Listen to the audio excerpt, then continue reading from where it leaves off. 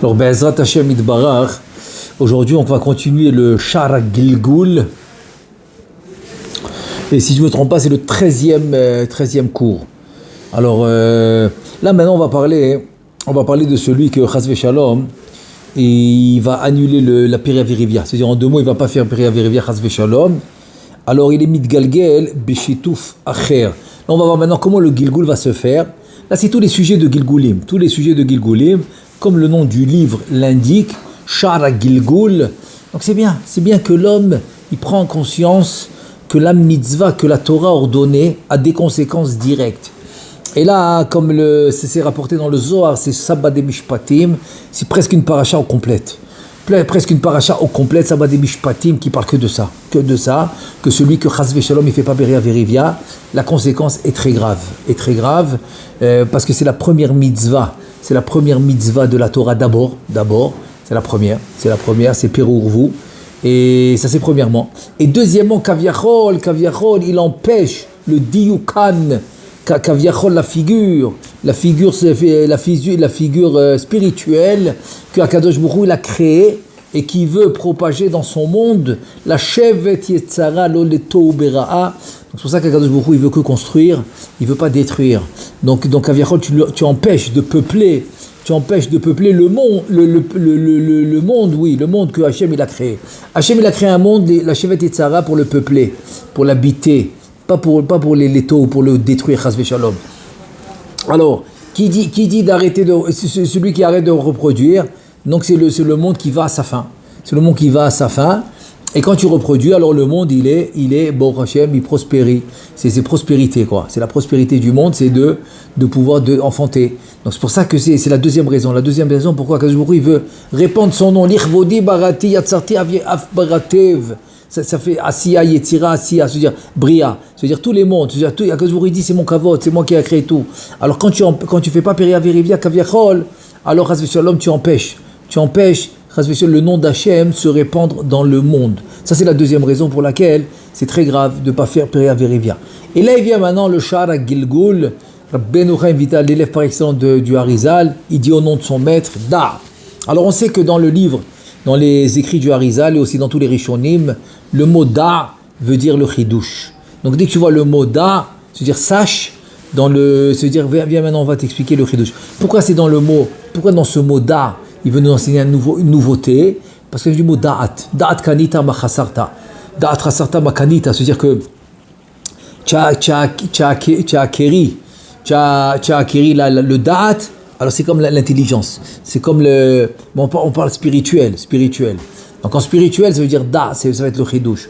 C'est quoi le Chidush? Da, ki yesh chiluk ben המתגלגל לסיבת תיקון שאר עבירות למתגלגל לסיבת שלא היו בנים ולא קיים מצווה פריה וריביה. C'est-à-dire que maintenant le Zohar il te dit écoute, je mets tous les avérotes dans un sac et je mets la mitzvah de Peria Virivia que l'homme il a pas fait dans un autre sac. C'est plus le même sac. Ça veut dire que ça va être aussi grave de transgresser toute la avérote que de ne pas faire cette mitzvah unique.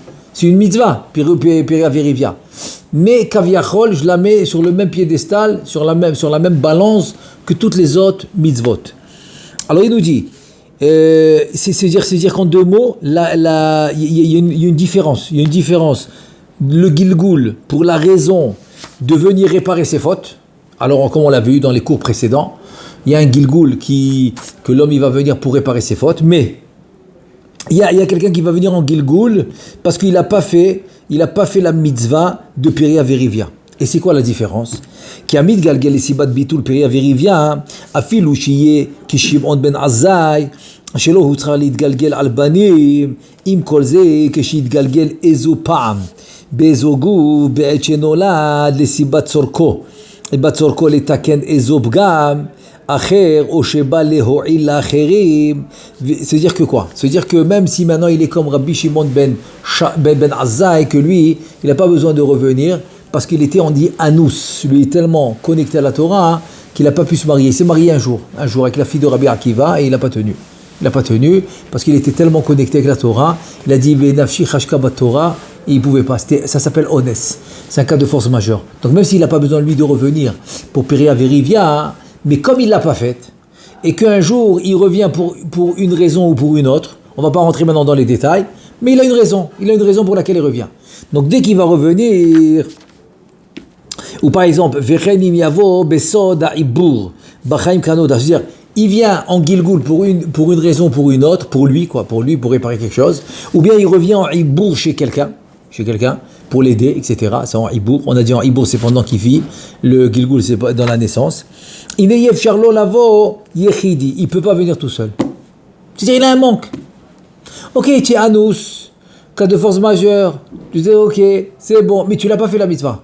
Tu as un manque. C'est-à-dire que le manque, il va rester à l'éternité. C'est ça que ça veut dire. À tout jamais. Les Netzar Netzarim. À l'éternité va rester le manque. Donc il ne peut pas revenir tout seul. Jamais. Et là, Meshou Taf Imacher, les fichou Plagoufa, Veno Yachol Lavo Yechidi, puisque lui, il est considéré comme un demi. Un demi. Quelqu'un qui n'a pas fait Péria Vérivia, dans le monde spirituel des Neshamot, il est considéré comme un demi. Un demi. Il n'est pas entier. Il n'est pas entier. Donc il ne peut pas revenir tout seul, que ce soit en Gilgoul, que ce soit en Ibour, il est obligé de venir avec quelqu'un. Ve'efshar kize gam ken nikra Gilgoul kafoul, kanal bedrushim akadmonim kanil ad, etc. Vezeo mitgalgel, shelo alidei. C'est-à-dire que c'est quoi Gilgoul kafoul comme on l'a vu? C'est un Gilgoul qui est doublé. Il dit Rabbeinu Chaim Vital ici c'est possible. C'est possible que ici on va parler d'un Gilgoul kafoul. Voilà, c'est un Gilgoul qui est doublé. Voilà, c'est un Gilgoul qui est doublé. Hein? C'est-à-dire que puisqu'il n'a pas fait cette mitzvah, même on va dire qu'il est honnête, qu'il est, je sais pas, cas de force majeure comme Shimon ben Azai, ok, qui a dit Nafshi Chashka bat Torah, je peux pas, tellement avec la Torah. Donc il n'a pas fait la mitzvah, donc il va être considéré spirituellement moitié. Donc un Gilgoul peut pas venir en moitié. Donc pour qu'il soit un vrai Gilgoul, il faut l'amener avec quelqu'un d'autre. Ça s'appelle Gilgoul Kafoul. C'est quoi Kafoul? C'est deux personnes en même temps. Deux Shoresh, deux Neshamot en même temps qui viennent. Ça devient Kafoul. Kafoul c'est le double. C'est le double. Et maintenant, il va nous expliquer. Très beau. Très beau. Il va nous expliquer maintenant qu'est-ce qu'il a dit Rav Sheshet. Rav Sheshet dans la Gemara, il a dit Nafshi, Lecha Kerae. On va le voir tout de suite. Il a dit une phrase. Il a dit mon nefesh, etc. Ce qu'on va voir tout de suite. Il a dit quelque chose. Qu'est-ce qu'il voulait dire par là, Rav Sheshet? Alors on va attaquer tout de suite. Gvar nidber bedrushim, shekadmo inyan gilgul kaful. Donc on a déjà expliqué le gilgul doublé. Veine ezu gamken inyan mashamak bagmara. Voilà. Maintenant on arrive à la Gemara de Psachim. La Gemara de Psachim dans la page 68. 68b, Samechet Amud Bet. La Gemara de Psachim, elle parle de Rav Sheshet. Rav Sheshet qui était Sagi Naor. Sagi Naor ça veut dire aveugle. C'est un langage propre. Sagi Naor c'est beaucoup de lumière. Or c'est Nahor c'est la lumière. Sagi c'est beaucoup de lumière. Alors ça veut dire quoi beaucoup de lumière? C'est un langage propre. C'est un langage propre pour dire un aveugle. Donc Rav Sheshet qui était un aveugle. Ukshaya osek bat Torah ayas sameach. Mais quand il étudiait la Torah, il était heureux quand il étudiait la Torah.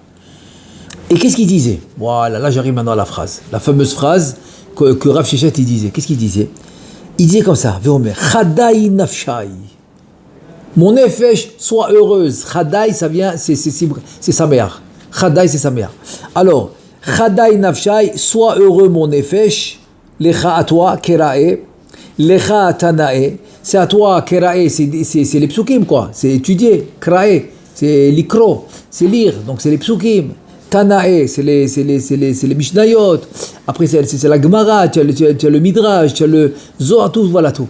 Il dit, toi mon nefesh, lecha, c'est pour toi. C'est pour toi, en deux mots, comme tu dis, le Mikra, la Mishnah, la Gemara, le Midrash, c'est pour toi. Tout ce que j'étudie, c'est pour toi. Et là, maintenant, il veut nous dire, Rabbeinu Chaim Vital, il pose la question. Il dit, a priori, l'echora, en avana bedvarim elu. Aucune compréhension. C'est pas logique. Qu'est-ce que ça veut dire? Qu'il est atzmo ayametiv velo les zulato. C'est dire quoi? C'est pour toi que j'étudie. C'est dire pour mon nefesh. Alors quoi? Tu n'es pas en train de faire pour personne? Tu fais que pour toi. Pour personne d'autre. Tu comprends? C'est ça la question de Rabbeinu Chaim Vital. Comment Rav Sheshet, qui le chas v'shalom de penser qu'il était égoïste, chas v'shalom. Et comme c'est écrit dans Michelet, le pasuk dans Michelet, il dit Im chachamta lach gam nedagdek obro nafshi. Im chachamta lach vegam ha'inyan ze al Rav Sheshet milezulato. C'est-à-dire en deux mots, si tu as la chokhma, ok, tu l'as fait pour toi, pour ton nefesh. Alors, c'est-à-dire maintenant, en deux mots, il veut savoir c'est quoi le chidouche de Rav Sheshet. Voilà, c'est quoi son chidouche. Et deuxièmement, pourquoi Rav Sheshet, il disait ça qu'autrui, que quelqu'un d'autre? Pourquoi lui plus que quelqu'un d'autre? En deux mots, on veut savoir c'était quoi le chidouche de Rav Sheshet et pourquoi ce chidouche c'est plus pour lui que pour quelqu'un d'autre. Et maintenant, pour comprendre, il dit, je vais te donner une introduction sur Rav Sheshet. C'était quoi son Gilgoul? Quand tu vas comprendre c'est qui le Gilgoul de Rav Sheshet, là je pourrais te faire le chidouche. Il te dit da ki Baba ben Bouta a chassid mitalmidei Shammai.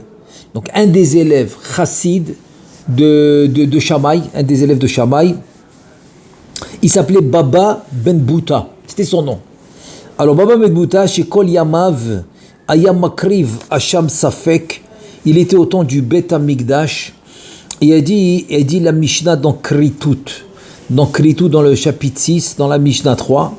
La Mishnah dans Kritut, elle dit que lui, toute sa vie, il a amené un korban qui s'appelle Korban Hacham. Hacham, c'est le Hacham Taloui. C'est le Hacham. Est-ce qu'il doit l'amener? Je veux dire, par sa fait qu'il l'a amené. Toute sa vie, il a amené ce korban-là. Hu shechazar ata lidgalgel berav sheshat lachli mezetikon. Maintenant, lui, il revient en Gilgoul, Baba ben Bouta, qui a amené ce korban toute sa vie, qui était l'élève de Shammai. Il revient en Gilgoul dans un Amora qui s'appelle Rav Sheshet pour réparer une certaine chose.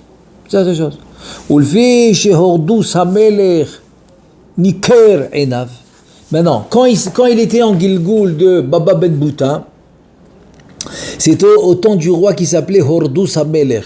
Le roi Hordus, comme dit la Gemara dans Baba Batra, dans la page 4a d'Alet Hamoud Aleph. Et dans la Gemara, il dit que le roi c'était Hordus, et il lui a crevé les yeux.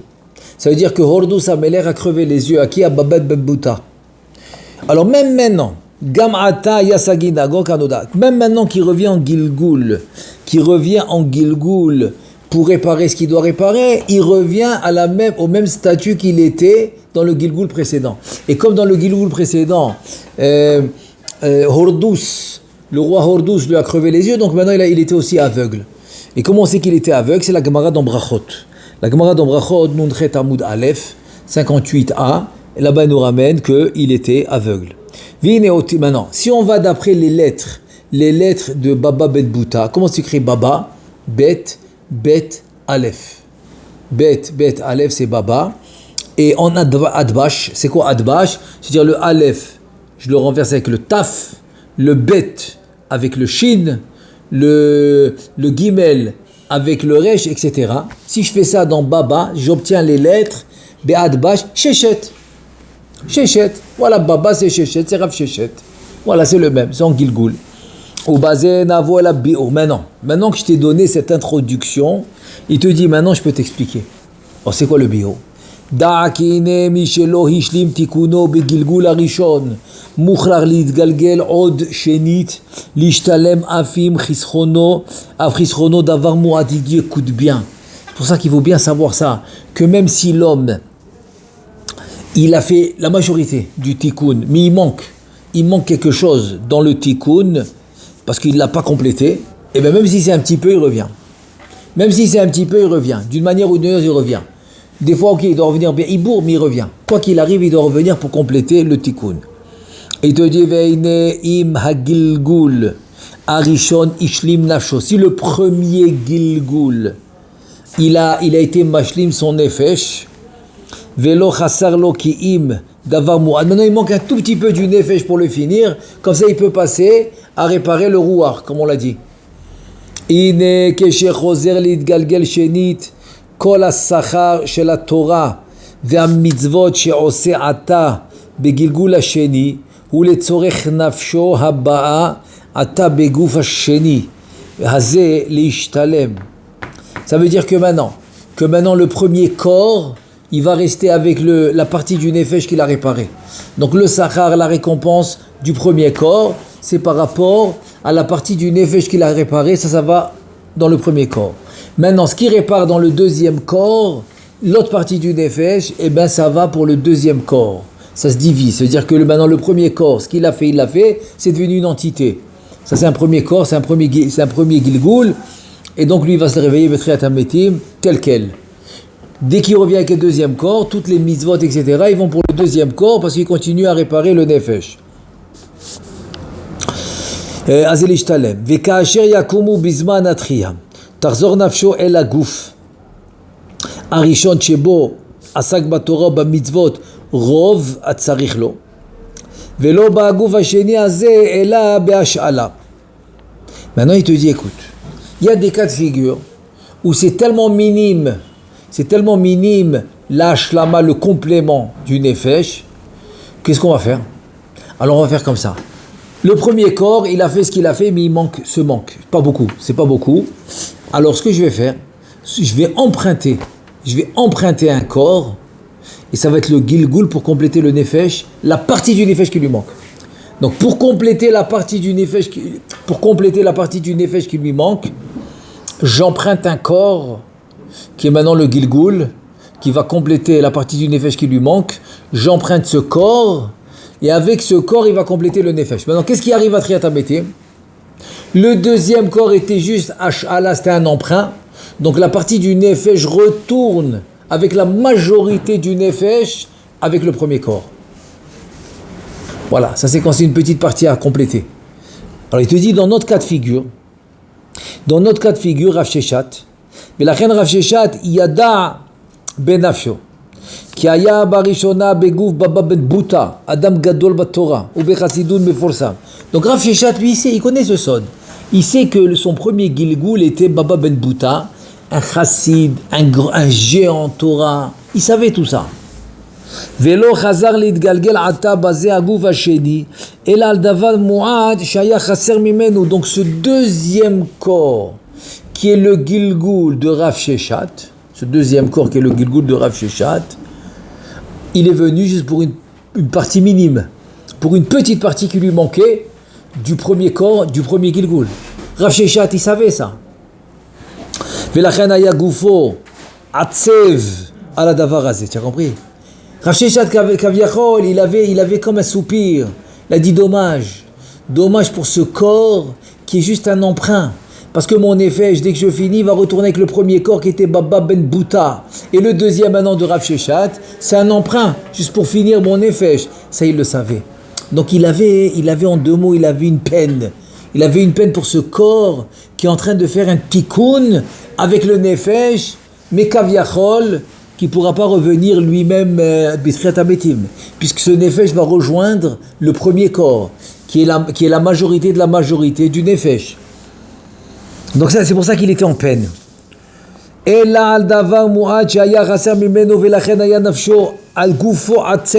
était en peine.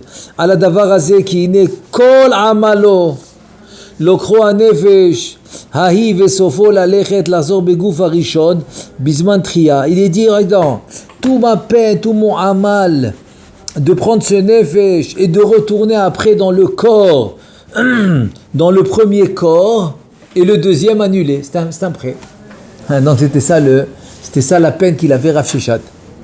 Be'ofan ki kol ma shaya osek baTorah, incroyable.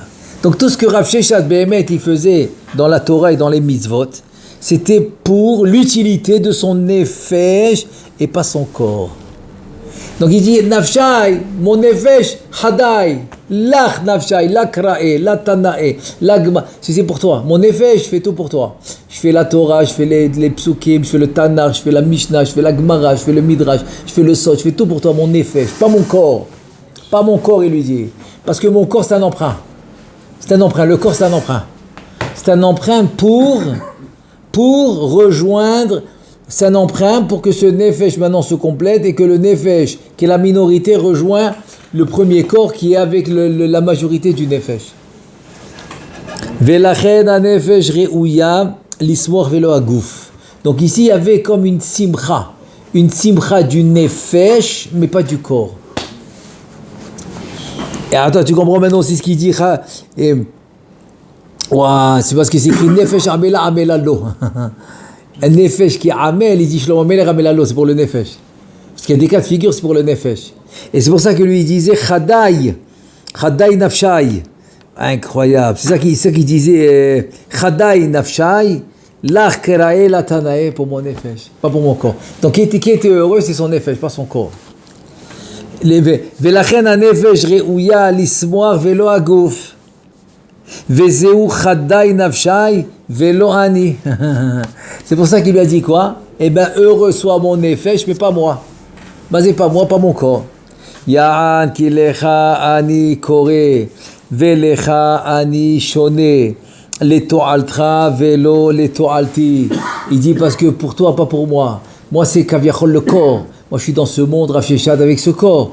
Alors, il dit à son effet, j'écoute tout ce que je fais, c'est pour toi. C'est pour toi, pas pour moi. Pas pour moi. Parce que moi, je le fais. Pour mon effet, c'est pas pour mon corps. Incroyable. Incroyable qu'on l'a expliqué le truc. Alors, je vais juste résumer parce que c'est deux notions très importantes. Je préfère faire chaque fois je préfère faire moins, mais que chaque notion soit claire, parce que c'est comme ça, tout le livre, il va être basé là-dessus. Tout le livre, c'est des introductions. Il y a une 40aine d'introductions, et c'est la fin du livre, quoi. Tout le livre, c'est des introductions.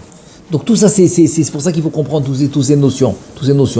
Et Bezrat Hashem, le prochain cours, là, on va bien faire la différence entre le Gilgul et le Ibour. Je préfère le laisser pour le prochain cours, qu'on le fasse bien. La différence entre le Gilgul et le Ibour. Alors maintenant, je veux résumer. On a vu d'abord le premier sujet qu'on a vu, c'est qu'il faut savoir que celui qui n'a pas fait Piria Verivia, même s'il est Anous comme Shimon ben Azai, il dit il est pas entier, il est considéré moitié. Donc s'il doit revenir en Gilgul ou en Ibour, ce qu'on va bien écouter, le prochain cours, on va bien expliquer la différence. C'est-à-dire, qui revient dans Gilgul, qui revient dans Ibour, alors il ne peut pas revenir tout seul. Ce qui s'appelle moitié. C'est-à-dire, il a un manque, il a un défaut. C'est comme un défaut, c'est un manque. Il ne peut pas revenir tout seul. Il doit revenir avec quelqu'un d'autre. Pour te dire qu'il n'est pas complet. Ça, tu comprends, ça c'est quelqu'un qui n'a pas fait Piria Verivia, on dit même s'il est Anous, et qui ne doit pas revenir en Gilgul pour ça, mais il n'est pas entier. Il a un manque. Ça, c'est le premier sujet. Deuxième sujet, quand Rav Sheshat, il va dire, il va parler avec son nefesh, il lui a dit mon nefesh soit heureuse, etc. Il parle à son nefesh, mais pas à son corps. Pourquoi? Parce que comme la majorité du nefesh a été fait par le premier corps, donc tout ce qu'il fait maintenant pour compléter le nefesh avec un corps emprunté, mais après, pour Triatametim, cette partie, la minorité de ce nefesh qu'il a fait maintenant dans ce corps, il va retourner avec le premier corps pour réunir son nefesh, pour que le nefesh soit complet avec le premier corps. Parce qu'on va d'après la majorité. Donc c'est pour ça qu'il disait à son nefesh, sois heureuse mon nefesh, et pas mon corps.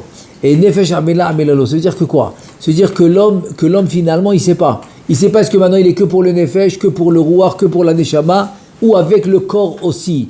Parce que quand il a fait la majorité, le corps, il veut pas prendre quelqu'un d'autre. Il veut pas se lier avec un autre nefesh. Pourquoi? Parce que le corps, il dit, c'est avec lui que j'ai fait le tikkun. Mais ça, c'est quand c'est la majorité. Alors c'est pour cela, étant donné que l'homme, il sait pas, donc il doit faire son maximum dans ce qui se présente à lui. On n'a pas dit il doit pas faire maintenant des trucs incroyables. Non. Tout ce qui te présente à toi, tu vas le faire parce que tu sais pas, tu fais pour le corps, tu fais pour la truc. C'est pour ça qu'il y a des mitzvot qui se présentent à quelqu'un et pas à un autre. Et il y a d'autres mitzvot à quelqu'un d'autre et pas à celui-là. C'est-à-dire, chacun c'est selon son shoresh. Selon son shoresh neshama, c'est les mitzvot qui se présentent à toi. Et donc, tu comprends maintenant qu'est-ce qu'il dit la Mishnah. Mitzvah baleyatra al tahmitsena. Milachon hametz, milachon, tu vois, ne la laisse pas passer. Parce que tu sais pas, peut-être que cette mitzvah, c'est elle qui va t'aider à compléter. Donc prends-la. Alors, Bezrat Hashem, continue la prochaine fois. Baruch Adonai le'olam, amen ve amen.